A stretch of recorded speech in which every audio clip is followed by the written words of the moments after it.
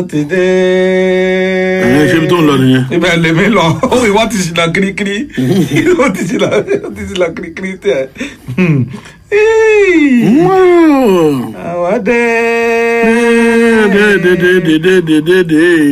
wàláì bó o ṣe dùn yẹn ó dàbí turntable. ẹ̀rọ náà dàbí tọ́ńṣíà. ìgbà tábẹ́rẹ́ tó bá ti jẹ́. ó dàbí tọ́ńṣíà tó kán lẹ́sẹ̀. tọ́ńṣíà ni mo jọ. pàtó mo jọ turntable. wàá ṣubú lórí mi nìyẹn o. ẹ ṣe mo fẹ́ jókòó lé ẹni. rárá màá gbá kò tí lé ẹni tó lóko. ó lè mọ̀ pé mo ti kán lẹ́sẹ̀. àmọ́ mọ́. ọmọ. èbó òun wọ di lọ bí ọdún. òun wọ di lọ. òun wọ di lọ. káyọ̀dé òun wọ di lọ. ọlọ́run forí ẹ̀ṣẹ̀ mi jì ọ́. ọlọ́run bá dáná ẹ̀ṣẹ̀ mi jì ọ́ o. ọlọ́run. orí ètò làwọn wa. ṣé pàtí wà ń bẹ̀ báyìí. ìmọ̀ o ìkọ̀fà. ọlọ́mọjọgọ bíi tàṣán. ọlọ́run mọ̀jà gbọ́ bíi tèmi. mọ̀jà gbọ́ bíi tèmi. awúsù bilayi. iná ṣetán rẹ́gìm. asalaamu aleykum wa rahmatulahi wa barakatu. mo ti dáhùn wa aleykum asalaam. ẹ wà ní àjẹ sálámù tó gbà lẹ́nu. ara mi mọ̀ yá gágágá bí ara akẹ́kọ̀ọ́ àpò lónìí. kọ́mọ yáya ju kọ́mọ jọrẹ́ o. èmi tó jẹ́ pé ìrìn àjò mi pọ̀. lórí ètò yín ètò Abíọ́dún Káyọ̀dé iléeṣẹ́ rédíò Àdàbàláwà lóòrọ̀ tòní akíyín ní gbogbo ibikíbi tẹ́tí láǹfààní àti máa gbọ́ wa o gbogbo ẹ̀yin ọmọ ìyá wa nú Islam ẹ̀yin ọmọ bàbá wa nú ẹ̀sìn kejì àti ẹ̀yin tí tó mọ ogún. ìwọ ló mọ̀ kí ló sọ. mi gbọ́ ti bí mo tráfùlù. gbogbo yín pátá la kí o àlọ́lódì ẹ̀ nìkan. bẹ́ẹ̀ni. àní ohun tó bá ti wí ni màá máa wí. wọ́n mọ̀ jẹ́jẹ́ rẹ̀ rúpa náà wọ́n mọ̀ jẹ́jẹ́ rẹ̀ rúpa náà. ọlọ́run ṣe àdúrà ní jáde ọlọ́run ṣe abẹ́rẹ́ sí káwọn ìbéèrè sí gbò torí omi ń bẹ láàmú fún wa lára àwọn omi tó ń bẹ láàmú fún wa Bíọ́dún ibẹ̀ láti máa bù mú àbúwẹ̀ àbúfọṣọ àfisùn jẹ àbúrẹ mọ bẹ́ẹ̀ oríṣiríṣi ẹ̀hún kò sí fi ṣèyàn ó pọ̀ tó ń bẹ níwájú wa Bíọ́dún Káyọ̀dé. ìlú kì í wà láì lò lórí. bẹ́ẹ̀ni ọ̀gá artist ló lórí wa ń bì. bẹ́ẹ̀ni. ẹgbẹ́ wa ó ti ládàrí tuntun. ẹgbẹ́ wa wo. bèrè lẹ́ẹ̀kan sí. ṣé fíbà. bá fún. ni ẹgbẹ́. ẹlẹgbẹ́. èmi ò bá ẹsẹ̀gbẹ́ bá fún kí ló kàwé pẹ̀lú gbogbo yẹn. ìgbẹ́ fíbà nǹkan ṣé o fẹ́ pa wá tukù ni. ṣé Desmond rárá yọ pẹpẹpẹ yóò gbogbo. Káyọ̀dé. Bíọ́dún. pẹ̀lú gbogbo ìlérí ìjọba ó jẹ́ gbà pé ẹgbẹ́ àwọn olùkọ́ polytechnic wọ́n mọ̀ pàpà yárí wọ́n láwọn máa tẹ̀síwájú nínú ìyanṣẹ́lódì Tàngúlẹ̀. wọ́n ní wọ́n tẹ̀wájú. wọ́n láwọn máa tẹ̀síwájú. wọ́n gòkè ọ̀rọ̀. wọ́n pa àkọ́ sí ọ. ọ̀dà. Bíọ́dún. Káyọ̀dé. ṣe é rí pápákọ̀ òfurufú ti ìlú Àkúrẹ́ yìí ẹ yí orúkọ rẹ̀ padà kẹ́ ẹ pé lóko Àgàgù. Àgàgù. mo rò ó máa ní ká yí orúkọ rẹ̀ padà ká pé ní orúkọ Bíọ́dún. tó bá jẹ́ yẹn báyìí kíákíá làwọn èèyàn fọwọ́ sí. kò dìgbà tó ń bẹ̀rẹ̀. ó dà ọjọ́ pápákọ̀ òfurufú Taramọ̀kọ tí wọ́n láláì ṣùgbọ́n tí wọ́n jí wọn lójú àlá wọn. yóò ti bọ́ sí. ẹ sọ lóko Bíọ́dún. wọn ti bí Bíọ́dún yẹn. Káyọ̀dé. Bíọ́dún. sórí gbogbo nǹkan tó ń fa ọ̀rọ̀ ààbò orílẹ̀-èdè yìí òṣì ọ̀mọlẹ̀ àtẹ̀gbẹ́ ẹgbẹ́ àwọn òṣìṣẹ́ wọ́n mọ̀ sọ pé àwọn mọ̀ wọ́n náà mọ̀ sẹ́. tó fa tọrọ àbófin mẹ́hẹ̀ wọ́n náà mọ̀. yes wọ́n náà mọ̀. wọ́n sì sọ̀rọ̀. wọ́n ti sọ̀rọ̀ báyìí èmi ni máa sọ̀rọ̀ sókè àwọn ti sọ̀rọ̀ èmi á wá sọ̀rọ̀ sókè. ìwọ wà wá kétó bí ẹni lẹ̀kọ́ ọkọ̀ mú lọ́wọ́. Bíọ́dún. Káyọ̀dé. Fáyẹmí àti Bàgúdù wọ́n lọ fojú lójú pẹ̀lú ọ̀gá adelé ọ̀gá àgbà iléeṣẹ́ ọlọ́pàá orílẹ̀-èdè yìí o. kí ló lọ sí bẹ́ẹ̀. lórí ọ̀rọ̀ ètò ààbò tó fọ́kábì náà wẹ́dà yìí náà ni. òótọ́ dẹ̀ ni o ó yẹ kán wá nǹkan ṣe sí lóòótọ́ ó yẹ kán wá nǹkan ṣe sí. Káyọ̀dé. Bíọ́dún. lórí ọ̀rọ̀ owó tó pín fún àwọn ọmọ orílẹ̀-èdè Nàìjíríà lásìkò COVID-19 àwọn ọmọ ilé ìgbìmọ̀ asòfin wọ́n fún mínísítà tó wà fún ọ̀rọ̀ ọmọ ènìyàn àti ìṣẹ̀lẹ̀ pàjáwìrì wọ́n fún bí ẹni fún sọ wọ́n béèrè ọ̀rọ̀ lọ́wọ́ rẹ̀ bó ṣe ṣe owó ọ̀hún 32.4 billion. 32.4 billion. bẹ́ẹ̀ ni. yes. ẹ báwo ni ìyá náà ṣe ṣe.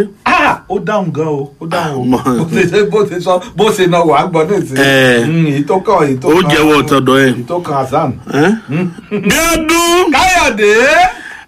akọ̀wé ilé ẹ̀kọ́ fáfitì ti ìjọba àpapọ̀ tó wà nílùú Ọ̀yẹ́ Èkìtì yẹn fóyè lẹ́yìn tí wọ́n gba iṣẹ́ lọ́wọ́ rẹ̀ ń ọmọ ti di gbogbo ẹrù rẹ̀ ó ní gbogbo bí wọ́n ṣe gbaṣẹ́ lọ́wọ́ òun gbogbo rẹ̀ pátá ó lọ́ọ̀gá àgbà yẹn ti ilé ẹ̀kọ́ fáfitì òun lọ́fàá o. bó ló ṣe fà á. òun ló dẹ̀bi ọ̀rọ̀ ń rù. àwọn ò mọ̀ pé kẹlẹbẹ tó rí yẹn ò ní balẹ̀ kó mọ̀ fi gbogbo ara yí yẹ̀pẹ̀ ó máa rí nǹkan gbámù. lọ́wọ́ àyájọ́. yìí kì í sọ̀rọ̀ àyájọ́ lélẹ́yìí o yìí bó ṣe rí náà mo sọ fún ọ ni. káyọ̀dé. babaláwo káàbọ̀ bí ọdún. láwo yeye láwo mo ṣe ń wo gbogbo ọ̀rọ̀ ààbò orílẹ̀-èdè yìí bóyá ló ṣe lè jẹ́ kétò ìdìbò gbogbogbò ọdún 2023 ò lè wáyé o. nẹ́tíwọ́ọ̀kì ẹgbẹ́ bí ò dáa. kò lè dáa torí kì í ṣèmi gan ló sọ. èyí mo gbẹnu èèyàn sọ̀rọ̀. a jẹ́ pé nẹ́tíwọ́ọ̀kì wà òkè. ó ti wà òkè ní ìdí ọlọ́ọ̀bá ò lóòótọ́ ó lè jàre orílẹ̀-èdè wàá kàn máa tọ̀ wá ṣáá ni. bí ọdún. káyọ̀dé. ṣe rí bàbá Ìjẹ̀ṣà tẹ́ ń sọ yìí ọ wà lákòlò wa o kì í kú òǹbẹ o.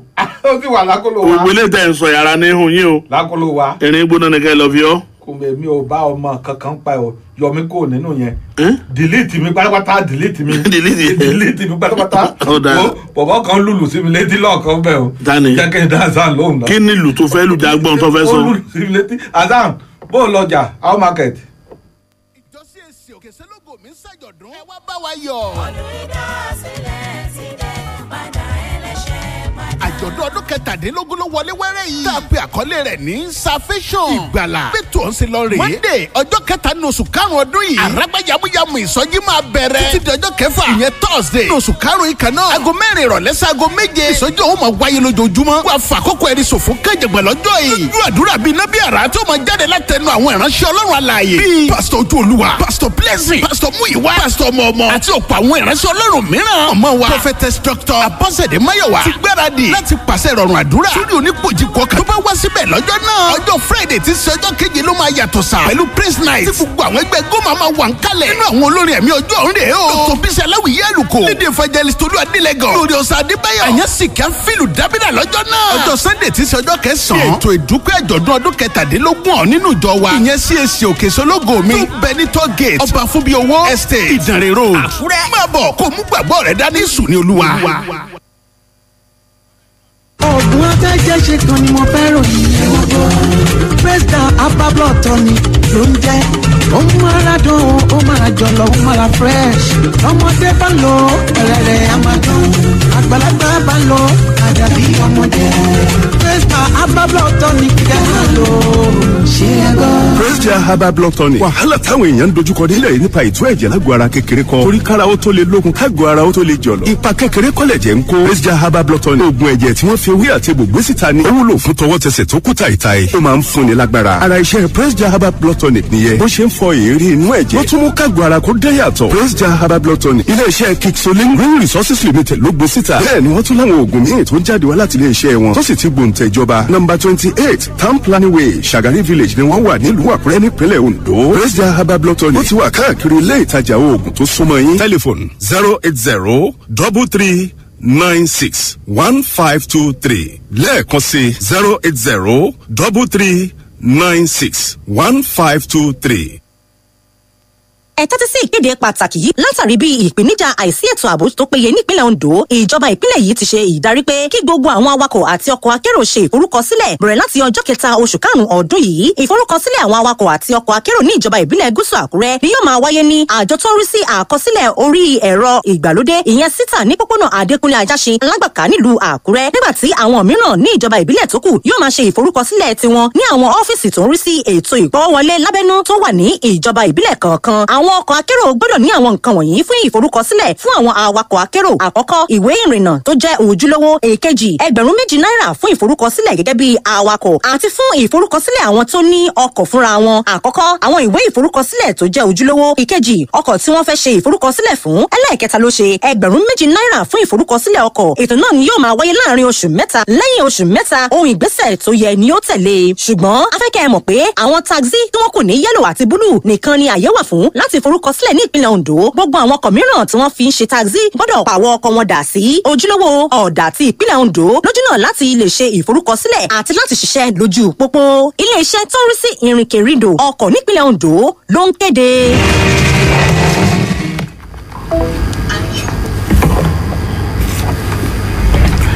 Káyọ̀dé ká kí àwọn èèyàn wa pé wọ́n káàbọ̀ padà.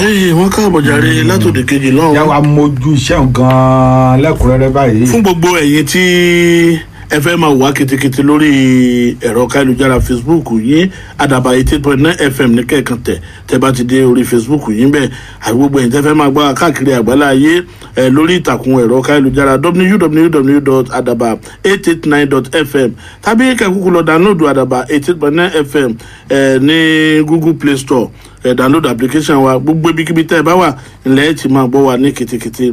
Bákan náà gbogbo ètò tá à ń ṣe bẹ́ẹ̀ tá a bá parí ètò ìbáyìí ó tún wù wá ká lọ tú wò ní àbí ká lọ tú gbọ́ ẹ kàn lọ sí orí YouTube page wa kẹ́ lọ wà ń bẹ̀ léyìí tí ẹ tẹ Àdàbà FM TV Àdàbà FM TV kétékété ìlẹ́mọ̀ tú wa gbọ́ tẹ́ mọ̀ tú wa wò ń bẹ̀. Bíọ́dún Káyọ̀dé jábíṣẹ́ tò ní ṣe. mo ti sọ fún ọ lẹ́ẹ̀kan mo ní ká wọnú agbámi ètò. àwọn ilé ìgbìmọ̀ aṣojú-ṣòfin làbújá ló mọ̀ ti rọ ìjọba àpapọ̀ orílẹ̀-èdè yìí láti yí orúkọ pápákọ̀ òfurufú ti ìlú Àkúrẹ́ padà kí ó sì sọ ní orúkọ gómìnà ìpínlẹ̀ Ondo tẹ́lẹ̀ rí olóògbé Olúṣẹ́gun Àgàgú. ìpè yìí náà pè nínú ìfọwọ́sowọ́pọ̀ nígbà tí wọ́n gbé àbáwọn wá sílé ìgbìmọ̀ aṣojú-ṣòfin làbújá léyìí tí àwọn ọmọ ilé ìgbìmọ̀ aṣojú-ṣòfin ti ìpínlẹ̀ Ondo tí wọ́n ṣe agbátẹrù rẹ̀ tó sì jẹ́ pé lọ́gán ẹni ilé náà tẹ́wọ́ gba ọ̀rọ̀ níbi ìjókòó wọn tó wáyé lánàá ọjọ́bọ̀. Àgàgúlẹ̀ tó jẹ́ gómìnà ìpínlẹ̀ Ondo láàrin oṣù karùn-ún ọdún 2003 sí oṣù kejì ọdún 2009 nígbà tí ilé ẹjọ́ tí ó wọ́gi lé bí wọ́n ṣe tú yàn gẹ́gẹ́ bí gómìnà lẹ́ẹ̀kejì tó sì jẹ́ aláìsí ní ọjọ́ 13 oṣù kẹsàn-án ọdún 2013 gẹ́gẹ́ bí ọ̀rọ̀ ọ̀hún nílẹ̀gbìmọ̀ aṣòfin náà wọ́n ní ó nílò kí wọ́n yí orúkọ pápákọ̀ òfurufú ọ̀hún padà kí wọ́n sì sọ ní Olúṣẹ́gun Àgàgú léyìí tí Máyọ̀wá Akínfọlárìnwá Olúbùnmi Túnjí Òjó Adéjọrò Adéògún Olúwatìmílẹ́yìn Adélẹ́gbẹ́ Peter Mákindé Gbólúga Ìkẹ́ngbójú Tájùdín Adéfisóyè Ọmọláfẹ́ Adédayọ̀ àti Kọ́ládé tí wọ́n ṣe bẹ́ẹ̀ tí wọ́n ṣe agbátẹrù rẹ̀. ẹ wo ọ̀rọ̀ mọ̀ pọ̀ ń bẹ́ẹ̀ Bíọ́dún ẹ bá fẹ́ ka ẹ̀kúnrẹ́rẹ́ rẹ̀ ìwé ìròyìn Punch àtọ̀pọ̀ ìwé ìròyìn tó jáde lónìí ló gbé. Káyọ̀dé Bíọ́dún sọmọ pé lọ́jọ́ kẹfà oṣù kẹrin ọdún tí a wà yìí ní ẹgbẹ́ àwọn olùkọ́ polytechnic ni wọ́n ṣe bẹ́ẹ̀ ni wọ́n lọ da iṣẹ́ sílẹ̀ o tó sì jẹ́ pé ìyanṣẹ́lódì wọn ọ̀hún ó sì ń tẹ̀síwájú lọ́wọ́lọ́wọ́ báyìí ṣùgbọ́n ṣá o ìjọba àpapọ̀ wọ́n fọwọ́ sí o pé àwọn yóò fún ẹgbẹ́ àwọn òṣìṣẹ́ polytechnic náà ní bílíọ̀nù lọ́nà márùndógún náírà tí wọ́n sì tún sọ pé wọ́n yóò tún fún wọn ní bílíọ̀nù 4 náírà míì léè tó fi jẹ́ bílíọ̀nù 19 náírà léè tí wọ́n yóò fún àwọn òṣìṣẹ́ polytechnic náà ṣùgbọ́n ṣá o àwọn òṣìṣẹ́ polytechnic ọ̀hún wọ́n mọ̀ yarí wọn lé o wọ́n ní a ti fà á kélé gbòǹgbò igi náà o kò sí pé a tún bojú wẹ̀yìn ṣe rí ìyanṣẹ́lódì tí wọ́n gùn léyìí wọ́n yóò mọ̀ tẹ̀síwájú lórí rẹ̀ ní o nítorí pé gbogbo owó èyí tí wọ́n ṣe ìlérí fún wọn náà àwọn ò tí ì rí torí 4 billion naira tí wọ́n sọ pé wọ́n fẹ́ fún wọn ni léyìí tí wọ́n sọ pé ó wà fún àti pé kí wọ́n lè san àjẹ́lẹ̀ owó oṣù tó kéré jùlọ fún àwọn olùkọ́ fásitì polytechnic ọ̀hún gbogbo ló jẹ́ pé wọ́n àti rí o bákan náà ni wọ́n sọ pé gbogbo owó mọ̀dámọ̀dá fún ti ọ̀rọ̀ ìfẹ̀yìntì léè tí iye owó rẹ̀ ń lọ sí nǹkan bíi tírílíọ̀nù lọ́nà 6 àti ẹ̀sùn 3 ni àwọn ò tí ì mọbi tó wà tó sì jẹ́ pé ó dìgbà tí wọ́n bá ṣàlàyé gbogbo rẹ̀ fún wọn kó tó di pé àwọn yóò mọ odò àdọ̀rà sí lórí gbogbo ọ̀rọ̀ náà fún ẹ̀kúnrẹ́rẹ́ ìròyìn ẹ kọjá lọ sínú ìwé ìròyìn Vanguard kẹ́ ẹ lọ kà á. Bíọ́dún Káyọ̀dé ìfẹ́ dá tọ́ mi. èmi náà tẹ̀lé ọ. iléeṣẹ́ tó mọ̀ ti fún tẹ̀dọ̀ lórí ọ̀rọ̀ ká ró òrùlé ká ṣe òrùlé ká kan òrùlé ká gbé òrùlé kalẹ̀ lára ọ̀tọ̀. ilẹ̀ ń gbọ́ yẹn. ìbá ìṣe Gabriel tàbí dọ́mà tàbí kó dàbí pé ṣe ló dé face cap tàbí bẹ̀rẹ̀ tàbí kó yọ bí elétí ajá tàbí gòbí bí ẹni tí lọ rèé kàròyìn. bàálítà lálára ọ̀tọ̀ ti ń dára pẹ̀lú orúfin ṣe tí kì í dípàtà tí kì í jó tí kì í ṣá tí kì í wọ́n tí kì í bó tí kì í gbọ̀n. ó dùn rọ wàràwàrà tára ń sẹ́gẹ̀rẹ̀ gàtà tẹ́gùn kù gírí. kẹ́sùn láyọ̀ láì gbárùwọ ni. kódà bó tún ṣe òrùn ló gbóná kìjikìji bí iná. Mr. Mami kan lòrùlé bàálítà. irú èyí ẹ bá fẹ́ ni. bẹ́ẹ̀ ṣe ti long span. gerard ondule tàbí step tiles àtàwọn tó kù bẹ́ẹ̀. gbogbo èyí tó ṣẹ̀ṣẹ̀ kọ́lé tàbí kápẹ́ntà tàbí contractors. ẹ máa bọ̀ wá pé bàálítà fún roofing tó kira tó kidò tó rẹwà. ní plot 16 block N ní state industrial estate. Iléṣà express road beside road safety office Àkúrẹ́. telephone 091 3114 9733 tàbí 080 3350 6555. bórí ẹja bá ti bàjẹ́ gbogbo ẹ̀ ló bàjẹ́ yẹn. òrùlé tó dáa ló máa ń jẹ́ kí ilé ó wà durable and beautiful. torí náà ó yá sí bàálítà aluminium. Vigo Cap Abacap. ọjọ́ ti pẹ́ tí mo ti ń fẹ̀yìn dídùn ṣeré àfìgbà tó gba òkú múlẹ́rọ ara lọ́wọ́ mi. ìyẹn ni mo bá títí díẹ̀ bí n tí ló kù káyà mi ó da ya aláya. kórí tó gbé mi pàdé Vigo Cap Abacap ni mo bá gbé ìlura lọ́gán. ìṣọwọ́ ta pọ́npọ́n mi kọjá bẹ́ẹ̀. bóyá no dolly no time for súnmẹ́súnmẹ́ no dolly no time for ìdírídí. Vigo Cap Abacap ló tún ṣe kóró. Vigo Cap Abacap sanko pé egbòogi ilé wa. tá a ṣe lára ọ̀tọ̀ láti dènà lè ṣe déédéé ọkùnrin nínú ilé. káàárẹ̀ ò mọ́kùnrin tíye. abà àwọn tó dá àmọ́ ti já sí. àwọn tó já sí ti dá mọ́. béèrè fún tiẹ̀ lónìí. nílé ìtajà ètò oògùn chemist àti pharmacy. tó bá súnmọ́ yín. Vigo Cap Abacap egbòogi àtẹwé ilé wa. tá a ṣe látọwọ́ Ayọ̀ Aba S Limited. ọkùnrin nìkan ló wúlò fún ẹ̀kúnrẹ́rẹ́ àlàyé. ẹ pè nọ́mbà yìí 08038606858. ẹgbọ́n lẹ́ẹ̀kan sí 08038606858. Vigo Cap Herbal Capsule ọkùnrin làdá.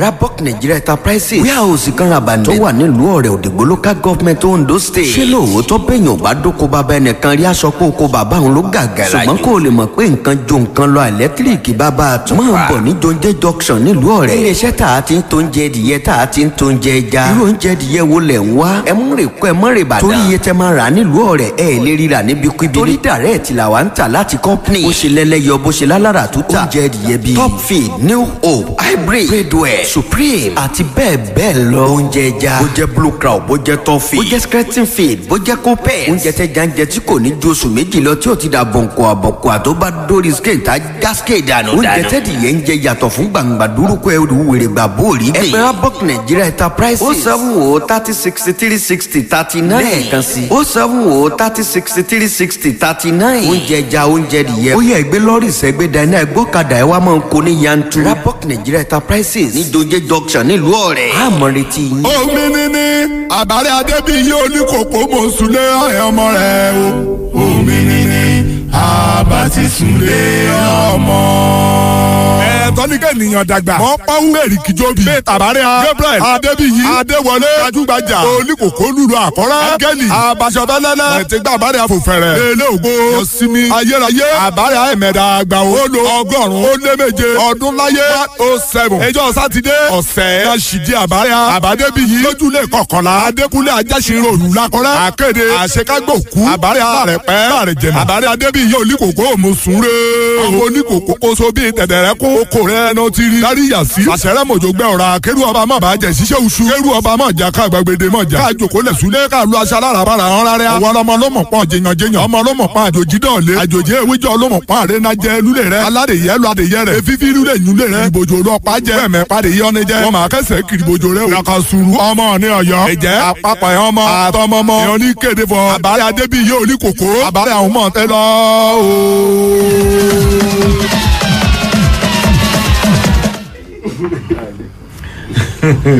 ẹ káàbọ̀ padà láti ẹ̀dí kejì náà jàre. àmì o jàre Nàìjíríà ò ní pẹ́ lágbára Ọlọ́run. àmì o ìṣọ̀kan lórílẹ̀‐èdè Nàìjíríà yóò wà.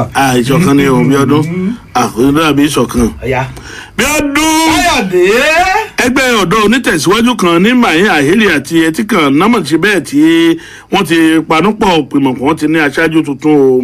ẹgbẹ́ onítẹ̀síwájú ti ọ̀dọ́ ìlàjẹ ọ̀hún léyìí tí wọ́n láti mayin aheli àti ẹtí kan tó ń pè ní ìlàjẹ youth movement iná ti ṣe bẹ́ẹ̀ tí wọ́n ti forí okòó sọ̀ọ́dún láti ní aṣáájú tuntun tí ó darí ẹgbẹ́ ọ̀hún léyìí tí wọ́n sọ wípé ìtẹ̀síwájú àti ìdàgbàsókè agbègbè náà òun ló jẹ wọ́n lógún níbi tí wọ́n ti jókòó ṣe ètò ìdìbò àti yan àwọn tí yóò jẹ́ adarí ẹgbẹ́ ọ̀hún tó sì jẹ́ wípé gbajúgbajà ilé ìtura kan ló ti wáyé o ní ìgbọ́kọ̀dá gẹ́gẹ́ bí wọ́n ṣe sọ ìròyìn léyìí tí ó tẹ oníròyìn lọ́wọ́ ni wípé àwọn ọ̀dọ́ ọ̀hún láì fa làásìgbò láì tẹra wọn àbí wọ́n gbóra wọn ni wọ́n ṣe bẹ́ẹ̀ tí wọ́n kóra wọn jọ nígbà tí àwọn ọmọ ẹgbẹ́ ugbo youth council uyc àti niger delta youth congress ndyc pẹ̀lú ìlàjẹ development movement àti àwọn tó kù tí wọ́n jọ kóra wọn jọ tí wọ́n sì ṣe bẹ́ẹ̀ tí wọ́n ṣe alábòjútó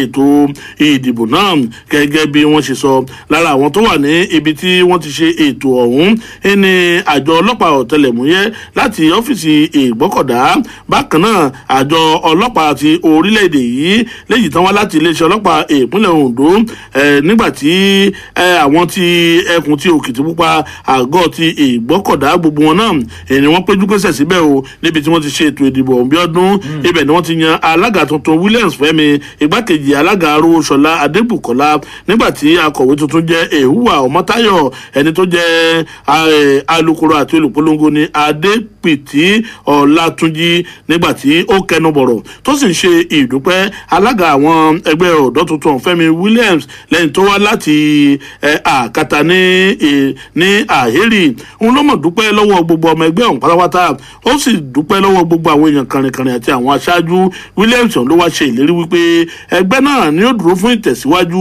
ìdàgbàsókè àti rírí sí ọ̀rọ̀ àwọn ọ̀dọ́ pẹ̀lú ìgbáyégbádùn àti kí gbogbo nǹkan kó wà lè kún mú ní agbègbè ọ̀hún bí ọdún ọmọ tún sọ̀rọ̀ ọ̀rọ̀ pọ̀ nbẹ́ o ẹ kọjá lọ sínú ìwé ìròyìn Premium Times àti Daily Post kẹ́ lọ kàyókù nbẹ́. káyọ̀dé bí ọdún ẹgbẹ́ àwọn òṣìṣẹ́ àti ẹni tó ti fi ìgbà kan rí jẹ́ gómìnà ní ìpínlẹ̀ Edo tó sì tún jẹ́ alága ẹgbẹ́ òṣèlú APC ní orílẹ̀-èdè yìí gbà kan rí ìyẹn Adam Oshiomhole ni wọ́n ti sọ pé gbogbo nǹkan tó ń fa ọ̀rọ̀ ààbò tó mẹ́hẹ̀ ní orílẹ̀-èdè yìí kò ju bí àwọn iléeṣẹ́ bí wọ́n ṣe ń dẹnu kọlẹ̀ tí wọ́n sì ń tì wọ́n pa ní orílẹ̀-èdè Nàìjíríà bákan náà bí wọ́n ṣe ń yọ àwọn èèyàn kúrò níṣẹ́ tí wọ́n fẹ̀yìn wọn tì lójijì àti bí wọ́n ṣe san owó oṣù fún àwọn èèyàn ní okùnfà gbogbo ọ̀rọ̀ ààbò èyí tó mẹ́hẹ̀ ní orílẹ̀-èdè yìí o nítorí pé ẹni tó bá yóò mọ̀ ìpò òun yóò ẹni tẹ́bi ń pa kò gbọ́ wàásù o nítorí ìdí èyí kò sẹ́ni tẹ́bi ń pa tí wọn yóò fi ohunkóhun lọ tí ò ní faramọ́ o bákan náà ni ẹni tó ti fi ìgbà kan rí jẹ́ ààrẹ ilé ìgbìmọ̀ asòfin àgbà ilẹ̀ yìí ìyẹn sẹ́nitọ́ Ken Nnamani ńlò náà wá ké pe gbogbo àwọn ọmọ orílẹ̀-èdè Nàìjíríà wípé ńṣe nìkan jẹ́ kí gbogbo wa jọ ṣiṣẹ́ papọ̀ ká lè fojú àwọn karambà ní èèyàn agbébọn láwọn tó jẹ́ pé wọ́n ń pààyàn bẹ́ẹ̀ ní pẹran tí wọ́n tún dáná sunlé tí wọ́n dáná soko tí wọ́n sì tún dáná sun àwọn àgọ́ ọlọ́pàá káàkiri orílẹ̀-èdè yìí nípa pàjùlọ ní ẹkùn ìlà oòrùn gúúsù orílẹ̀-èdè yìí wọ́n ní nítorí náà ńṣe ní kíjọba àpapọ̀ orílẹ̀-èdè yìí àti gbogbo àwọn ọmọ orílẹ̀-èdè Nàìjíríà kan jọ ṣiṣẹ́ ṣe ọ̀kan ṣoṣo ẹ̀kúnrẹ́rẹ́ ìròyìn náà ẹ kọjá lọ sínú ìwé ìròyìn Vanguard kẹ́ ẹ lọ kà á. bí ọdún Káyọ̀dé mò ń bọ̀ náà èmi náà fẹ́ dán mò ń bọ̀. gbogbo ẹ̀yin èèyàn mi nílùú Ondo àti agbègbè rẹ̀. ilé ìwé kan ni mo ní kí n ròyìn fún yín o. Success Kids University àti Success International College Ondo àgbàlẹ́tù. bàtà rẹ̀ bàtà rẹ̀ àwùjọ. ṣé bẹ́ẹ̀ mọ̀ pé ilé ìwé pọ̀ nílẹ̀ yìí. àmọ́ gbọgbọrọ báyìí nílé ìwé Success fi yọ jù wọ́n lọ. àkàìmọye àmì ẹ̀yẹ nílé ìwé yìí ti gbà láti ọdún 1992 tá a ti bẹ̀rẹ̀. báwọn ọmọ ti wà fún dé bákan náà látún ní bọ́dìn lọ́dọ̀ wa. 24 hours power supply tí ò lè ṣẹ́jú. látàrí sólà ńlá àti jẹnẹrétọ̀ tó ti wà fún sẹpẹ́. àkàìmọye àwọn ọmọ ológun àgbáyé bíi doctors pilot lawyers magistrate àti bẹ́ẹ̀ bẹ́ẹ̀ lọ láti produce nílé ìwé wa. bákan náà ni French music diction àti computer education wa ò sì lẹ́lẹ́gbẹ́. àti nursery class ni àwọn ọmọ wa ti ń kàwé pátápátá. tí gbogbo àwọn tó ń ṣe wáìkì lọ́dọ̀ wa sì ń jáde pẹ̀lú flying colour. àwọn ọkọ̀ tó dára wà níkàlẹ̀ fún lílọ bíbọ̀ gbogbo àwọn ọmọ yín pátápátá. bákan náà làjọ JAMB tún fún wa láṣẹ gẹ́gẹ́ bí CBT center. common entrance exam wa yóò wáyé ní Saturday 19 June ọdún tá a wà yìí. Success Kids University àti Success International College fìkàlẹ̀ sí Success bus stop College Road Lísàlúwà Ondo. fún àlàyé 0806 324 3693. ilé ìwé Success l'Ondo ọ̀gá ńlá láàrin gbogbo ilé ìwé. ọjọ́ gbìyànjú láàrin ìlú ó láti tẹ̀lé rere.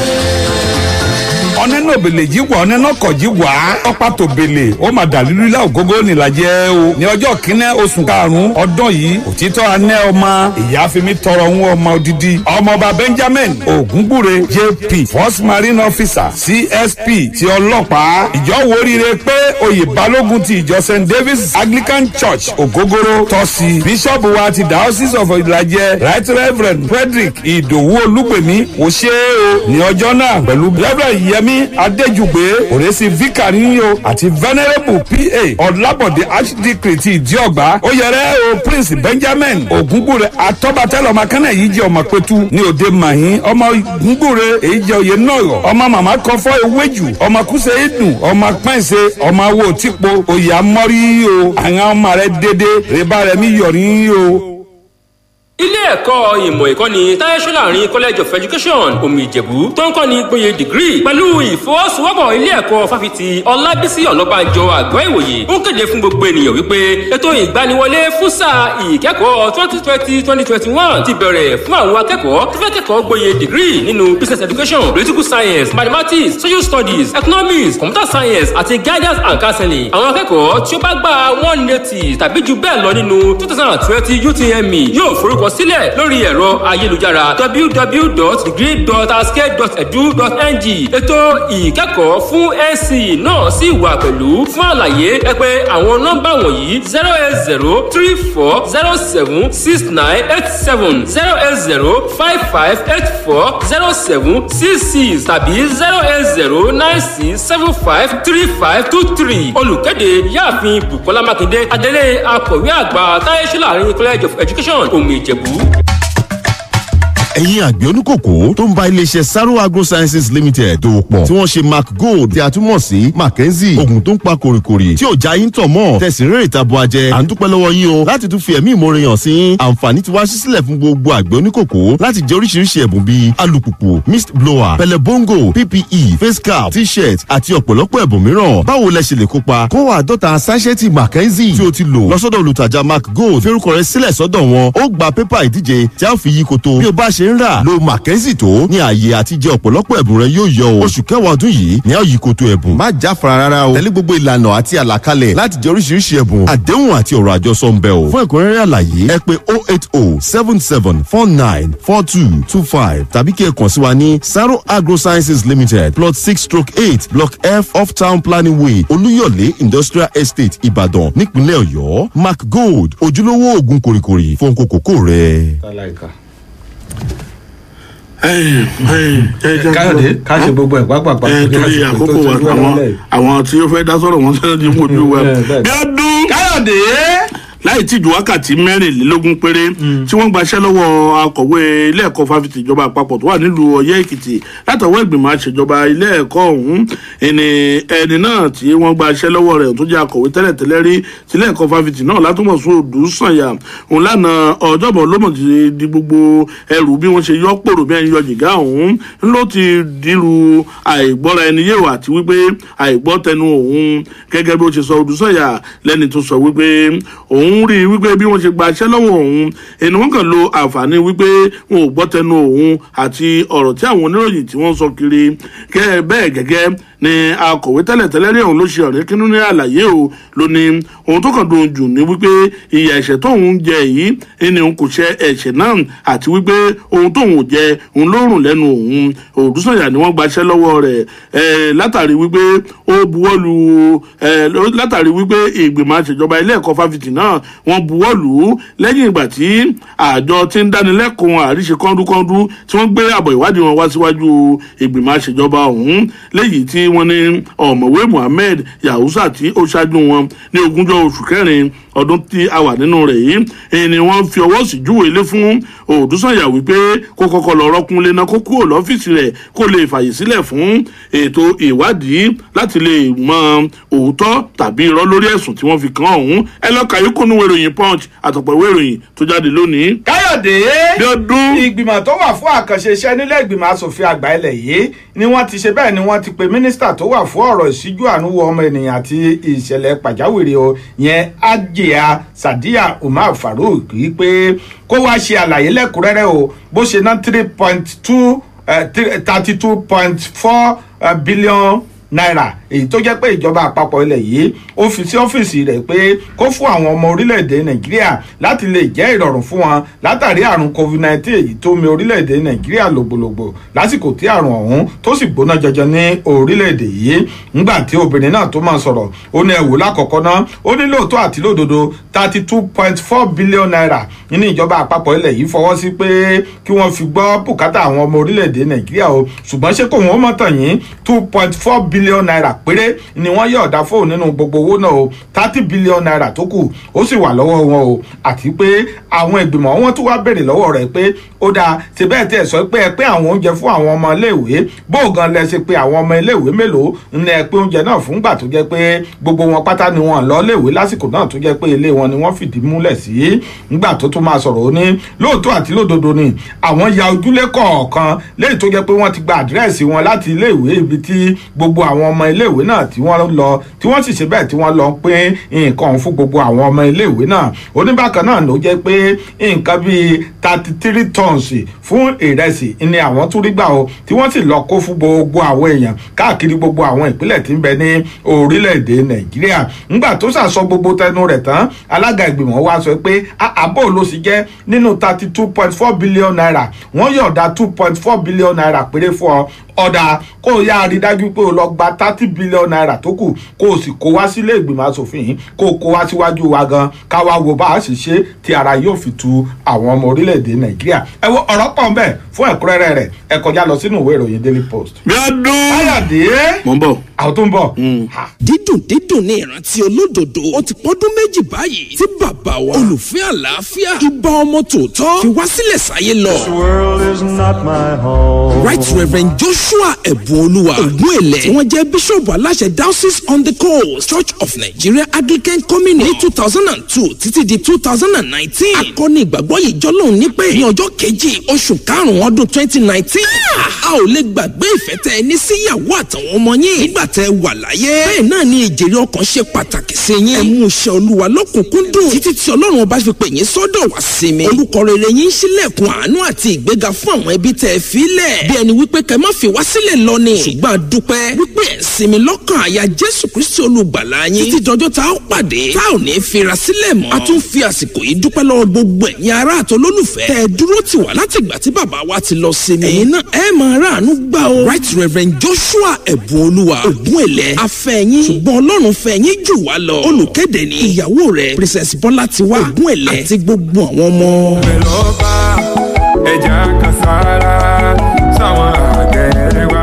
gbogbo àwa múmìnì àti múmìnà lọ́kùnrin lóbìnrin lọ́ba níjòyè lọ́mọdé lágbà gbogbo ẹ̀yin àgbẹ̀ tí ń gbìyànjú ẹ kú ìgbìyànjú a kó oṣù ládá a kó oṣù lámúlánà oṣù yọ ẹsẹ̀ òwe lọ̀rọ̀ ọlọ́run ọba o gbogbo àwa tá a forí ti àwẹ̀ gbígbà ojú wa ń rí pípọ́n bíi iná ṣùgbọ́n lágbára ọlọ́run ogúndó a padà rí yindeyinde bíi dẹ gbogbo ìgbà ọ̀gbẹ́lẹ̀ wa a padà wá di tútù ọlọ́run ò ní dun gbogbo wa ní ládàá o iléeṣẹ́ Funtos Modern Farmer ọba làgbẹ̀ ní kí gbogbo àwa ọmọlẹ́sìn mùmìnì ká kó àfọkànsìn a kó ń gbẹ gbogbo ẹ̀yin àgbẹ̀ tó kù díẹ̀ káàtó fún lókè ẹ̀gàn ẹ tètè bá iléeṣẹ́ Funtos kọ́ wọ́ọ́rìn àwọn àgbẹ̀ kan bá iléeṣẹ́ Funtos dòwò àwọn ní fimilèkì bọ́ǹfìtà tí ó yan ògidì sínú àwọn àgbẹ̀ tó fi iléeṣẹ́ Funtos pa mí ń dè tán mú tẹ́tẹ́rẹ́ tí wọn ò mú lọ́kùnkúndùn tó súnmọ́ ǹdẹ̀rẹ̀ tán jẹ́ kán gbẹ́rù gba tẹ̀yìn wọn lọ wọn ni wọ́n rà òní sáà ṣùgbọ́n má sọ̀rọ̀ tínú àkókò tí ì lọ jù pé Funtos Modern Farmer kò bẹ̀rẹ̀ gbogbo oògùn tí ń jáde nílé iṣẹ́ wa 07054514477 07054514477 Mansala. ìmọ̀ ọgbọ̀n ààrẹ o ìmọ̀ jára yìí ṣe tẹ́lẹ̀ o ìmọ̀ ọgbọ̀n ààrẹ o àní judgement àti wíìlì o lórí alẹ́ wò lébọ̀ lọ́hùn ro orúkèrè kẹyẹ ìtọ́ka ìmọ̀ ọgbọ̀n ààrẹ o. mọ̀ jíjọ́ ti múru lọ. níyà rẹ́rí àtọ̀ níyà tá òrìrè. lọ́tí dúnadúrà rẹ̀. dúró studio ta. ṣé àná dúró sí bọ́lọ̀ dúró orúgere. ṣé ti gbàgbé. ẹjọ́ alẹ̀ suit number AK 11/2009. ẹlẹ́kọ̀ jẹ́ ti olóògbé. akínyẹlé adébáyọ̀. èkejìlẹ̀ yìí o. suit number AK 15/2016. alẹ́kọ̀ jẹ́ ti ọlágùdóye. adébáyọ̀. ẹ̀lẹ́ bọ́lọ̀ dúró orúgere. ìjọka lakọ́rẹ́. udiu ta yàtọ̀ sí bọ́lọ̀ dúró orúgere. àbárẹ̀ Anthony èjìdé. olúwaládé. ẹ̀bá àfọ́sí. ọlọmọkùnrin Michael. ìdòwú fáṣiyàn. sọ̀fíọ́ technician. juta ló ṣẹlẹ̀ à. kémọ̀dé asíbọ́lọ̀ dúró orúgere mọ́. kọ́mọ̀ bá a jẹ́ yànrẹ̀ lùsù. ẹ̀jẹ̀ náà kọjú ọlá. olùkéde. lọ́pàá àpapọ̀ ìbífọ̀. oyè ni kì í bá fẹ́ ra lẹ̀. ìbọ́lọ̀ dúró orúgere. ìjọka lakọ́rẹ́. èsè mi kébì. Bísọ́lá ọ̀rẹ́ mi ọ̀wọ́n ó ń gbádùn o tó bá yá ń sìn wá lóòlò lọ́wọ́ eléyìí tó ń jẹ yín kọ́. nǹkan lákùnrin bẹ́ẹ̀ o àbúrò mi kan ló bá mi rẹ̀ wá láti àdúgbò wọn ó yá gbà kó tọ́ wò. yé kíre kìkì òkúta lélẹ́yìí o kí ló dé ń bolo ti rí. níbo mo ti fẹ́ rí ojúlówó ẹja àrọ̀ yíyan rà báyìí. ó yá má dààmú jìnnà jẹ́ ń wá sọ fún ẹ. wo ǹjẹ́ o tiẹ̀ ti gbọ́ nípa perfect integrated agro allied limited ọ̀rẹ́ mi jọ já mi sí. àwọn náà ń ta ojúlówó ẹja àrọ̀ yíyan lọ́nà ìgbàlódé tí ó sì lábà wọn kankan ìfáàtì ó gbáyàtà bàjẹ́bàjẹ́ kò lókuta bẹ́ẹ̀ ni àyíká tó mọ́ gaara ni wọ́n ti ń ṣe é. tó o bá fẹ́ ní ẹyọ tàbí ní bọ́ndù tí wọ́n sì bá ẹ pákéjì ẹ̀ dáadáa perfect integrated agro allied limited ni kò máa lọ bẹ́ẹ̀. tó o bá fẹ́ rà á pè wọ́n sí 0803-578-3793 tàbí 0903-412-6537 tàbí kí o lọ sí perfect integrated agro allied limited smoked catfish depot number 102B hospital road lẹ́gbẹ̀ẹ́ Zenith Bank Àkúrẹ́. perfect integrated agro allied limited smoked catfish ìgbádùn tó dáyàtà. tó ẹ káàbọ̀ padà látòdì kejì náà bí ọdún Káyọ̀dé torí àkókò wa ti àwọn ètò míì tó sì wà lẹ́yìn wa ètò míì kan tí ó ṣe bẹ́ẹ̀ tó rápálá wọlé sẹ́yìn wa a bẹ̀rẹ̀ sí ní gba ìpè báyìí àwọn kókó tá a fẹnu bà lórí ètò àti ohun tí a ti fẹ́ sọ gan lónìí ká lò bí ṣẹ́jú mélòó kan lórí ẹ̀ ká fi sọ bẹ́ẹ̀ ni. gẹ́gẹ́ bí ẹ ṣe gbọ́ nínú àwọn ìròyìn tá a kà pàápàá jùlọ fún ìròyìn ti àárọ̀ yìí ẹ gbọ́ nípa bí àwọn ilé ìgbìmọ̀ asòfin àgbà lórílẹ̀‐èdè yìí bí wọ́n ṣe pé mínísítà tó wà fún ọ̀rọ̀ ìṣíjú àánú wọ ọmọ ènìyàn àti ìṣẹ̀lẹ̀ pàjáwìrì ìyẹn Farouk pé kó wá ṣàlàyé nípa bí wọ́n ṣe ná 32.4 billion naira tán sọ pé wọ́n pín fún àwọn ọmọ orílẹ̀‐èdè Nàìjíríà lásìkò COVID-19 mínísítà ń sọ̀rọ̀ ó ní nínú 32.4 billion naira tán yọ̀ọ̀da fún àwọn ọmọ orílẹ̀‐èdè Nàìjíríà ń pé 2.4 billion naira tó wà lórí ẹ̀ nìkan ló tẹ̀wọ̀n lọ́wọ́ o. nínú 32.4 wọ́n fún 2.4. fún 2.4 ó dáa 2.4 ọ̀hún gan-an àwọn ọmọ ilé ìgbìmọ̀ asòfin tó wá béèrè lọ́wọ́ ẹ̀ pé bóòlù ṣe wá ná ó ní gbogbo àwọn ọmọ ilé ìwé pátápátá tán bẹ́ẹ̀ lé lásìkò náà ó ní wọ́n gba àdírẹ́sì ilé wọn lọ́dọ̀ ilé ìwé wọn tó sì jẹ́ pé lójúlé kọ̀ọ̀kan báyìí ni wọ́n ti lọ ń gbé nǹkan fún wọn bákan náà ló sọ pé ní gbogbo ìpínlẹ̀ tí ń bẹ lórílẹ̀‐èdè pátápátá ni wọ́n pín nǹkan ìrọ̀rùn ọ̀hún dé ọ̀pọ̀lọpọ̀ àwọn ọmọ orílẹ̀‐èdè Nàìjíríà sì ń pariwo pé àwọn ò rí nǹkan kan àwọn òbí àwọn ọmọ gan pariwo pé kò sí nǹkan kan tó tẹ̀ wọ́n lọ́wọ́ bó láti wá ṣe aláàfún ọ nìkan olóògbá aláàrí nǹkan olóòfún wa ọ̀rọ̀ wò wáyé èèyàn mọ́ alága ìgbìmọ̀ ó sì wá sọ pé ọ̀dà tó bá tẹ̀tẹ̀ wá rí bẹ́ẹ̀ o àti 32.4 billion naira àti gbogbo ẹ̀ o 30 billion naira tó kù lọ gbà wá kó wá fún wa ń bì Káyọ̀dé èyí ni òkàn tójú yéèyàn rárá láti sọ pé lọ́rọ̀ bá dé hun lọ́rọ̀ pèsè jẹ́ láti ká pé àwọn èèyàn wa kí ojú wòlẹ̀ fi wò ó àti pé 081 6251 9991. Káyọ̀dé gba palliative kò pé fún mi. mi ò bọ́ yóò bá nẹ́tíwọ́ọ̀kì ẹgbẹ́ bí yóò dá. 081 6251 9991. wàá pọ̀ o. Bíọ́dún. Káyọ̀dé. Bíọ́dún. Káyọ̀dé. lókè ló pè láti lítà bolú. ẹ ṣeun. Ọlọ́run aṣàánú wa o. àmín. lóòótọ́ eléyìí tó kù kó lọ gbà wá tó bá dẹ̀ ti gbà wá wọ́n wá ṣàlàyé bó ṣe ná nígbà tó wọ́n bẹ́ẹ̀ bá wà ní Nàìjíríà táwọn ọmọ nàìjíríà sọ́fà tí gbogbo wọn kárí tóun táwọn kan tó wá mú ìdájọ́ owó yẹn tó wá jòkó lé ẹjọ́ bí ọdún ẹni kó lọ gbà lè tó kù wá. Bíọ́dún ò lẹ Bíọ́dún ló máa ní kó lọ gbà wá ẹ sọ pé ẹ dárúkọ Káyọ̀dé ẹ dárúkọ ẹ náà. Káyọ̀dé ẹ bá wa bà wá. Káyọ̀dé ò sí nílé. ẹjọ́ ẹ bá wọn wá láwárí òkú wá ti owó yẹn dé kájọ wá pín owó àjọ fẹ́ pín ní o ìjọba kò tó máa gbádùn.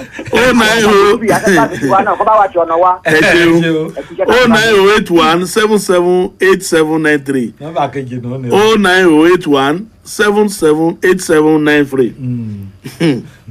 Bíọ́dún Káyọ̀dé ẹ mà káàárọ̀ sá. ẹ ṣeun. Orúkọ mi ni Prince Túndé láti Súpárì Àkókó. ẹ ṣeun. Mo láìkè tó tẹ mú wá yìí. Ṣé rí àwọn olórí wa ní Nàìjíríà ṣe ni wọ́n ń dà wá wọ́n dẹ̀ ń fi wá ṣe ẹ̀fẹ̀.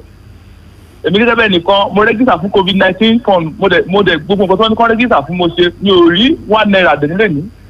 So ṣe rí Farouk Lawal nìyẹn owó tó kù yẹn kó bá gbé jáde kó gbé fún wa tí ò bá ti lè provide díẹ̀ kán gba iṣẹ́ kò lọ́wọ́ ẹ̀ àti mínísítà torí pé ṣe ni wọ́n kàn ń wá fi wá ń jẹun ní Nàìjíríà àwọn ọ̀rẹ́ àtẹ̀sí lọ́wọ́ tí ara wọn nìkan ni wọ́n mọ̀ so tí ò bá ti gbé tó kù jáde kán bẹ́ẹ̀ sọ pé wọ́n.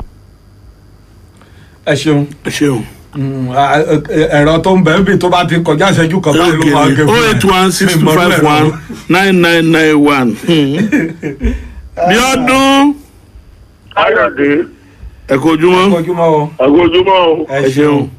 yíyan ọkọ̀ ìṣòṣò láti gbọ́ rẹ o. à ń gbádùn yín o. Hello. à ń gbọ́ yín. ẹ ṣe rí ọ̀rọ̀ owó tẹ̀ ń sọ yẹn. bẹ́ẹ̀ni. ó kàn jẹ́ pé Nàìjíríà ti fẹ́ di nǹkan mi ó yẹ kí ọkùnrin yẹn kọ́ fi sọ ọwọ́ ẹ̀ kọ́ gba owó yòókù lọ́wọ́ ẹ̀ kọ́ lè gùn sẹ́wọ̀n. ẹ ṣe. 09081778793. obìnrin ni o kì í sọkùnrin o. obìnrin ni àwọn. Bíọ́dún. Hello. Bíọ́dún. Bíọ́dún Káyọ̀dé. ó kò tó fúnra ẹ̀ dáhùn. à ń gbọ́ yín. ok èmi Michael Adọ́rẹ̀. ẹ ṣeun. ìkànnì mo lè dá sí bẹ̀ ni pé nípa owó pàrọ̀tìfì yẹn báwo ni wọ́n ṣe lè kó. fóònù yẹn ń ká lòlò ni.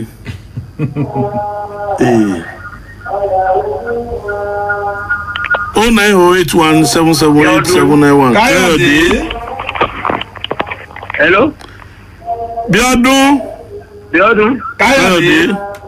Bíọ́dún. Káyọ̀dé. Hello. tó bá jẹ́ yẹn nìkan lẹ fẹ́ pè ká ẹ tó kó lórí ètò no problem ẹ jẹ́ ká gba ẹlòmíì láàyè. ẹni bá fẹ́ bá wa sọ̀rọ̀ kó yín rédíò rẹ̀ sísàlẹ̀ tàbí kó kó ń di ẹ̀. Káyọ̀dé.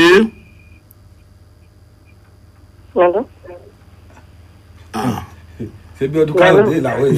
Bíọ́dún. Káyọ̀dé. àtúntò gbọ́ yìí. ẹ káyọ̀. ẹ ṣeun ta ló wà bẹ́ẹ̀. ìyáàfin ni Matthew.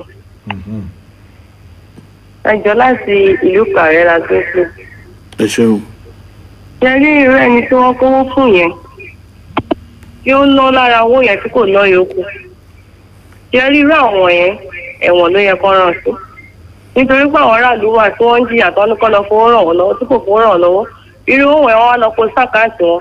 ẹlòmíì tiẹ̀ wà ọmọ tí kò tí ì bí tó ti lóyún ẹ̀ á wá kí fowó yẹn dé tó lè rẹ pé àwọn èèyàn wà tí wọ́n ń jìyà tí wọ́n fowó yẹn ràn lọ́wọ́. advice mi ni pé kẹjọ kẹ bá wa bẹ̀ kó dáwó yẹn padà kán lè fi ran àwọn tó yẹ kán ràn lọ́wọ́. ẹ ṣeun 08162519991. kìnnì kan wà ń bẹ ò Káyọ̀dé. Bíọ́dún. àwọn wọ̀nyí wọn sọ pé bóyá ọwọ́ obìnrin yẹn ló wà ó lóun ti na ó sì ṣàlàyé gbogbo ibi tó na. èyí tó tiẹ̀ sọ ni pé Káyọ̀dé. comrade olú ìsìjọlá ló ń sọ̀rọ̀ láti Ọ̀wọ̀. ẹ ṣeun. orílẹ̀-èdè Nàìjíríà burú ju Sodom and Gomorrah lọ. rárá ẹ má sọ bẹ́ẹ̀. ọ̀pọ̀lọpọ̀ ní ojú oúnjẹ sùn lánàá thousands. ọ̀pọ̀lọpọ̀ ló dẹ̀ jí láàárọ̀ ẹ̀ka ìtọ́jẹ́ tí wọ́n ní ọmọ kan tó máa jẹ. àwẹ̀ wá bá àwẹ̀ ńlẹ̀ ọ̀pọ̀lọpọ̀ ló ń gba àwẹ̀ ibi ló ń pa wọ́n kì í sọ̀rọ̀ àwẹ̀ ló wà ńlẹ̀ yìí. àwọn wọ̀nyí ìburú púpọ̀ báwo lè yàn ṣe ń fi bílíọ̀nù nígbà COVID-19 ọ̀pọ̀lọpọ̀ lè fi pakú lóòótọ́ ni. wọ́n dẹ̀ gba tí sọ Farouk nìkan lárí àwọn ọ̀dàgọ́sọ̀ sí nǹkan tó ń gbowó COVID-19 tí wọ́n tẹ̀ fún èèyàn ní nǹkan tó ń kó ṣẹ́rí àánú wọn kò ṣe mí nǹkan tó ń sọ lọ́dún eégún ọjọ́ kan bọ̀ ọmọ alágbà ń bọ̀ wá fún àkàrà jẹ ẹ ṣe kọ́mílẹ́dọ̀ ló sì jọlá láti ọ̀wọ̀. ẹ ṣeun orílẹ̀-èdè tẹ ló burú ju sódómù àti gòmọ́rà kò rí bẹ́ẹ̀ ohun tó ṣẹlẹ̀ ní sódómù àti gòmọ́rà gẹ́gẹ́ bí ìwé mímọ́ ṣe sọ ìbálòpọ̀ akọsákọ abosábo àtàwọn nǹkan tí ọlọ́run kórìíra ni ọlọ́run sì sọ lórílẹ̀-èdè káyọ̀dé. ẹ máa kú iṣẹ́. ẹ ṣeun. ìròyìn tẹ́ ẹ̀ka láàárọ̀ yìí kò sẹ́ni tí ò rú sókè. nǹkan tí èmi kàn fẹ́ sọ ní tèmi bí ọdún káyọ̀dé fẹ́ lọ gbowó yẹn wá o. ẹ̀yin náà lọ gbowó yìí wá. nẹ́tíwọ́ọ̀kì yóò dáa. ẹran yé wa adélájà gbé kó lọ gbà wá ẹran yé wa adélájà. àbíkẹ́ gbé àṣà. tàbí lè tó lóun fẹ́ ṣe gbéyàwó yìí bí ọdún fada yìí ni àbí fada yìí nù ìkan nínú méjèèjì ẹ wo ní ìlà àti ìrìbọn ní ìpa ìpè ẹ jẹ́ kọ́lọ́n kó ṣàánú fún wa rẹ̀ bí ọdún tóun tó kọjú sẹ́nìkan ìlú kọ sẹ́nu mi èyí tí mo mọ̀ tó dá mi lójú ni pé orílẹ̀-èdè yìí ń bọ̀ wá dára ẹ jẹ́ ká máa gbàdúrà ká máa fàdúrà ran orílẹ̀-èdè lọ́wọ́. àmọ́ bíi ti orílẹ̀-èdè South Africa bó ṣe rí ń gbà kan nígbà kan àmọ́ bíi ti orílẹ̀-èdè Ghana bó ṣe rí ń gbà kan bí Somalia ṣe rí ń gbà kan àmọ́ bíi ti Singapore ṣe rí ń gbà kan bẹ́ẹ̀ ni orílẹ̀-èdè ó ń bọ̀ wá gba ìtura ẹ ṣáà já máa fàdúrà ran orílẹ̀-èdè lọ́wọ́ ká sì máa fi àdúrà ran àwọn aṣáájú wa lọ́wọ́. I play to Nigeria my country. rárá àti ń relé. mo sì fẹ́ máa play gidi. tó títí di ọjọ́ ajé tátùjọ gbọ́ra agbádùn lórí ètò yìí ètò Abíọ́dún Káyọ̀dé iléeṣẹ́ rédíò Àdàbà ọpẹ́ pàtàkì lọ́wọ́ olóòtú ètò olóòtú àgbà àti gbogbo àtàjọ mẹ́tò ìwà lọ́mọ kọ́nù mọ́tò rẹ̀ àbí kó gbé mẹgàfóònù wájú lẹ́yìn kọ́ lọ́mọ kọ́ àzán bẹ lódì kejì lọ́hùn. ó gbìyànjú gan lóde o. onígbèyàwó June 12 fada yìí ní àlàmà gbogbo àwọn ọmọ tó kù tó ń tàn wá kó bọ àwọn tí ń bọ ẹ báyìí wọn máa kó ti engage àti gbogbo àwọn tá a lè dá kọjá rí sàlámì náà tó ń sòkú bàbá ẹ lónìí tó ń sòkú bàbá ẹ lónìí gbogbo yín pátápátá là kí o ló kọ ẹnì kejì mi. aṣif kọmọdé Abíọ́dún Ìlọrin lèmi jẹ aládé alẹ́lẹ́ lórúkọ tó fi ń gbé mi lárugẹ amúlòdù fún gbogbo ìlú Ìjẹ̀dù àti gbogbo àgbáyé káfàtà. Olúkáyọ̀dé lèmi jẹ agbóyèdè Falẹ̀gàn bàbá tóbi mi lọ́mọ Fàdílà ṣe Kíbírù Ibrahim Ajísanwó Kéwú gáàsù gbogbo oníròyìn rẹ amúlòdù tìlú Ìjẹ̀rà gbogbo àgbálá ayé títí dé ilẹ̀ Oòduà káfàtà bẹ́ẹ̀ ṣáná mi lójú Ọlọ́run ṣáná mi lójú. ojú ọmọlẹ pẹ̀lú tó bá tọ̀ náà o òsìkà tó bá padà lójú máa ti. kó tó di wòyí ọ̀la kó tó di wòyí ọ̀la bí ọdún ìyanu àṣẹlẹ̀ fada inú ṣọ́ra ẹ̀. ṣọ́ra ẹ̀. ó dáa.